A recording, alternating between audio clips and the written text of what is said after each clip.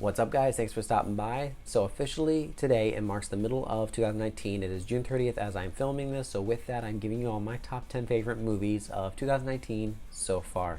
Now, it's been kind of a hit or miss for the first 6 months when it comes to movies. And there were films that I wasn't looking forward to that ended up being actually a favorite for me. But then there were films that I was looking forward to that didn't turn out the way I hoped. So these 10 are just the ones that I feel are the most entertaining and films that I think that may even be Oscar potential. But before I get started, I'd like to hear from you guys. Tell me your top 10. What would be your number one favorite movie of this year so far? And don't forget, consider clicking on that subscribe button and that bell in order to hear any more content from me for your future enjoyment. So these movies are not in order by my least like to my most like. I'm actually doing it chronologically from when the first one was released of this year. So we're going to go all the way back to January to my number 10 pick. Glass. This is the sequel to Unbreakable and Split. I'm kind of surprised that the critics didn't like this film. I thought it was a great conclusion to this series. The audiences actually liked this more than the critics, and this is a film I was looking forward to, and I actually did have a good time watching it. It felt so grounded, it felt so real, and it's a superhero movie. That's what I love most about it. And you felt a little bit of the Unbreakable story, you felt a little bit of Split, but you also felt something new with the Glass story. And the three main characters, played by Bruce Willis, James McAvoy, and Samuel Jackson, are all great. You even have Sarah Paulson, an actress that I really respect. She was added to the mix in this, and I really liked her character. I like the twist. I like this might be an unpopular opinion, but I like the ending for all the main characters and what route they ended up taking. And I just love the color palettes of this film. I like how with Bruce Willis's character, it's blue. With James McAvoy's character is yellow. With Mr. Glass is obviously purple. I just like that visually. But I had a fun time with this film, and it was really just a good conclusion to the Unbreakable trilogy. Going into February at number 9 is Aleta, Battle Angel. Now, this was a movie I will admit I was actually not looking forward to. I didn't really care to see it, but due to some other YouTubers that were doing reviews on it, when I was first starting out my channel, I decided to give it a chance. It actually ended up being my first full review that I did for my channel.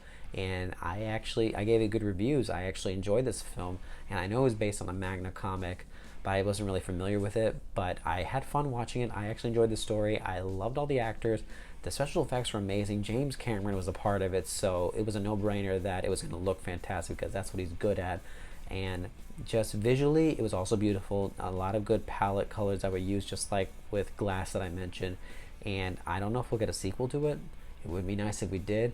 Unfortunately, this is another one the critics didn't like as much as the audience members did, and I'm still waiting for this movie to come out on Blu-ray, which I will be buying. But it was a film that I had fun with, and fingers crossed that we might get a sequel. Going into March, my number 8 pick is Us. This might be an unpopular opinion, but I actually find Us his better film. I thought it was an amazing sophomore effort, and just with how he delves into a horror story, but there's a hidden meaning behind it, and it makes you want to watch the movie over and over again, that's the type of movie I really love to watch when you have to do repeat viewings. All the actors were great. I loved how they had to do dual personalities with two different characters, so they're all talented there. And Jordan Peele, he's just a great director. He's probably one of my favorite directors now of this decade, and it just makes me excited to see what else he has in store for us. Going into April, my number 7 pick is Shazam. Now, I will admit to you all, I am more of a Marvel fan than I am a DC fan. Some of their films have been kind of a hit or miss for me, and I do like the films like Wonder Woman and Aquaman, but other ones like Justice League and Batman vs. Superman were not as good.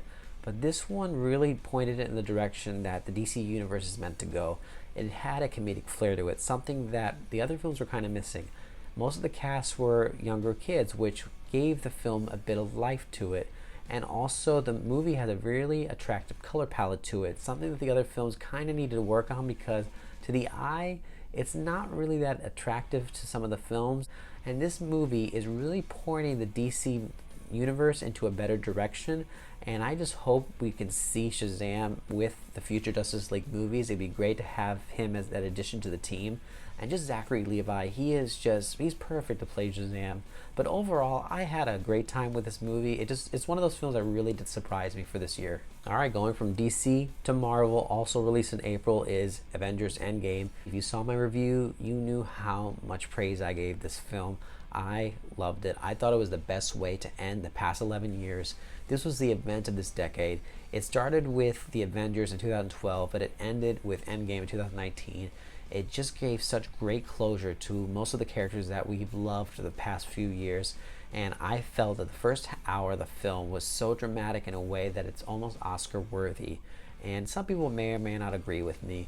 I do know a few friends that I've talked to actually quite recently that didn't like the film, that I was really surprised about.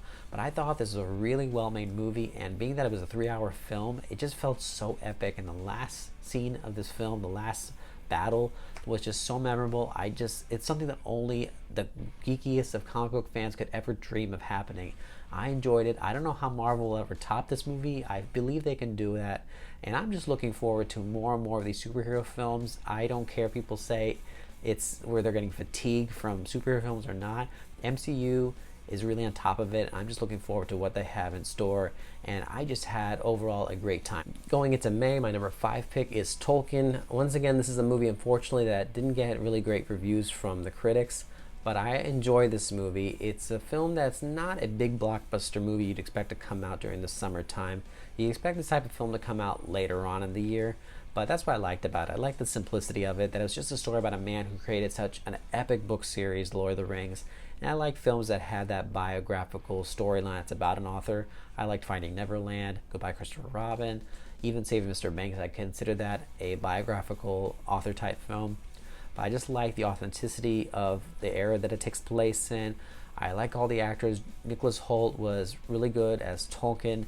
And this is a movie that everyone should give a chance to because it came out right after Endgame came out. And it came out before movies like John Wick 3 came out. So it kind of got forgotten about.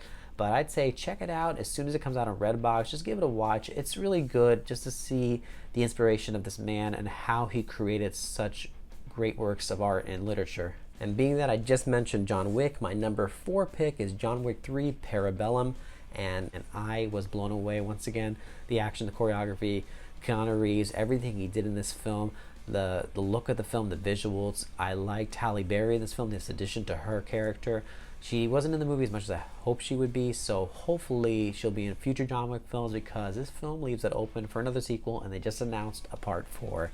And this is just a series that the story is not exactly Oscar-worthy screenplay winners, but it's all about just the environment of the film, the action. And Keanu Reeves, he should be a very respected type of actor that really does the best he can.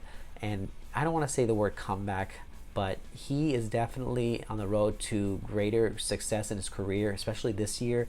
He has done Toy Story, he's done this movie, he's done a movie for Netflix, I believe, and he's even doing video games now.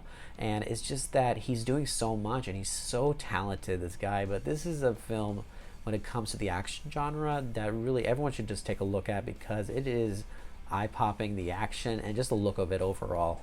Also came out in May is my number 3 pick, Rocket Man.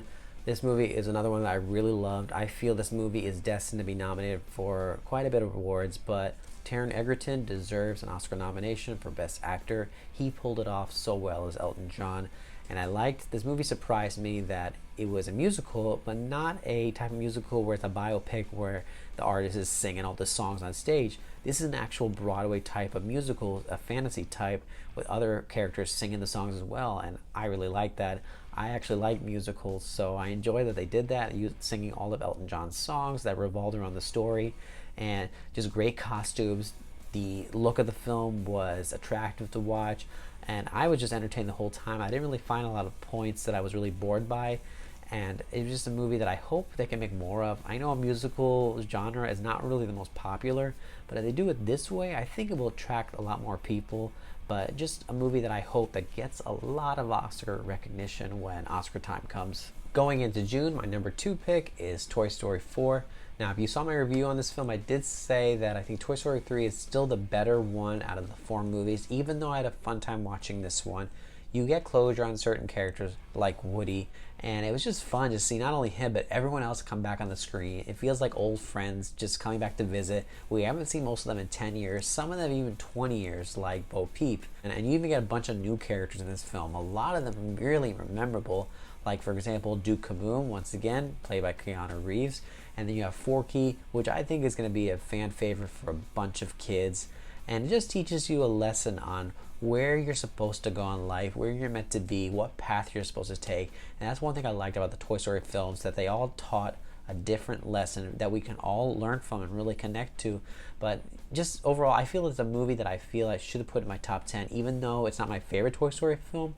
It is really a good movie for 2019, and also the animation was just so magnificent. With Pixar, they really top themselves every time with every movie they make, and I just hope, I don't mean this in a bad way, but I think 4, we're good at Toy Story 4. I don't think we need a part 5, but good movie. And my number 1 pick just released a few days ago, yesterday, with my review I just gave just recently. I did say it was a great film. I loved it a lot. I know some people may not like it as much as I do, but I loved it so much that I gave it a 10 out of 10. I felt it deserved it because you have a great director like Danny Boyle that really made a good movie, a really special film. And you have the Beatles songs. Their songs revolve around the storyline, and just the story itself is so inspiring about going after your dreams and how far you're willing to go in making a choice between the friends you love and holding on to that dream. I just like that concept, and I liked all the actors in this film, and it just felt like a fantasy film, but it felt like a realistic type of film at the same time. I just enjoyed where the story was going, and I loved how our main character, he is singing all the Beatles songs and getting famous for them, and he feels guilt for singing these songs and saying that it's his, and it's just a really good morality tale. And I just had a fun time with this movie, and I just hope they can make more movies like this, because even though musical genres are not really favorites for anyone, I think this is a type of musical that everyone can get into and really enjoy it for the music, just the acting, and just the storyline itself. So for better or for worse, those are the movies I really think that were the best so far this year. But as I said before, they probably will change by the end of this year. So hopefully some of them may stick around. But once again, tell me in the comments below, what are your favorite movies of 2019? I love to hear if they're matching up with mine at all. Thank you guys so much for watching. Don't forget to give it a like if you like this video, and to subscribe to hear more reviews and top 10s from me. Y'all have a great day. I'll catch you later.